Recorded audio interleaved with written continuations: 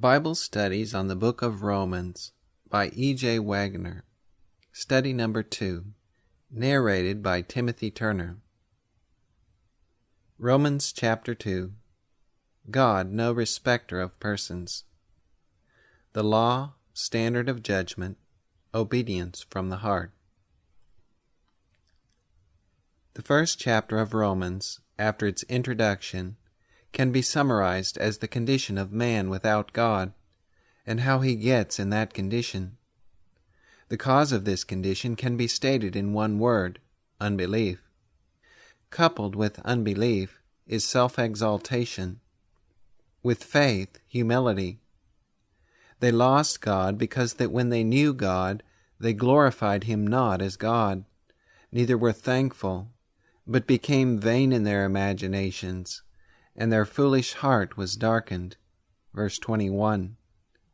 They attributed everything to themselves, and as self was advanced, faith in God decreased, till they were in the darkness of idolatry. Men in the days of Plato, Seneca, and Marcus Aurelius taught what they called moral science. Confucius taught moral precepts, but what they all lacked was to tell men how to do what they taught to be right. Even these men who taught moral science and virtue were themselves practicing the things they condemned, and coming far short of doing what they set forth as moral duty. While those teachers tell us what to do, but fail to give us power to do it, the religion of Jesus Christ not only makes known what is right, but gives us ability to perform that which is good. Thus, when Christ is not woven into the teaching, the very effort to teach morals is simply the old pagan science of morals, which is immorality. All admit that the state should not teach Christianity, but some say we must teach morals without it. Moral science, aside from Jesus Christ, is immorality. It is sin. The works of the flesh are clearly stated in the last part of chapter 1. These are found in every individual that has not been converted to Christ. We denounce the heathen for doing these things, but there is no respect of persons with God, according to Romans chapter 2, verse 11, and he condemns those things in us just the same, and shows us that we are no better than they. Therefore, thou art inexcusable, O man, whosoever thou art, that judgest, for wherein thou judgest another, thou condemnest thyself, for thou that judgest doest the same things. Romans chapter 2, verse 1. Whoever knows enough to condemn the evils of the heathen is condemned himself, for he does the same things.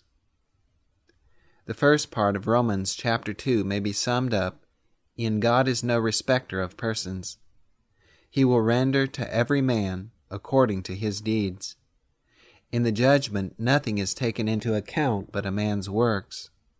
Behold, I come quickly, and my reward is with me, to give every man according as his work shall be.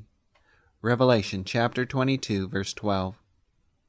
For the Son of Man shall come in the glory of his Father with his angels, and then he shall reward every man according to his works. Matthew chapter 16, verse 27. The character of the works shows the amount of faith in Christ. A simple profession will not do. Thinkest thou, O man, that judgest them which do such things, and doest the same, that thou shalt escape the judgment of God? God does not respect our person or profession.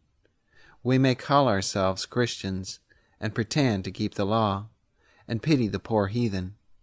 But God classes all together, who fail to have good works.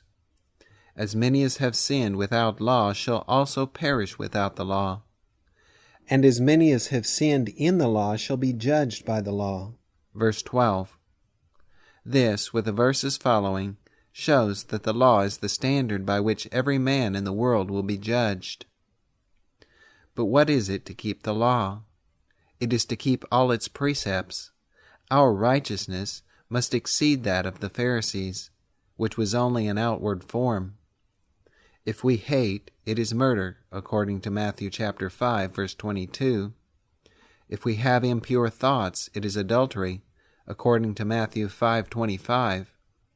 If we have an impure heart, we violate all the rest of the law. We may be ever so strict in outward Sabbath observance, and adhere closely to the outward obligations of all the rest of the law, but an impure heart renders every act sinful. When the Gentiles, which have not the law, do by nature the things contained in the law, these, having not the law, are a law unto themselves. Verse 14. God has, by various agencies, placed enough light in the heart of every man to lead him to know the true God. Even nature itself reveals the God of nature. And if a man in the darkest heathenism has a desire to know the true God, he will, if necessary, send a man around the world to give him the light of truth. So, every man that is finally lost will have rejected light that, if cherished, would have led him to God.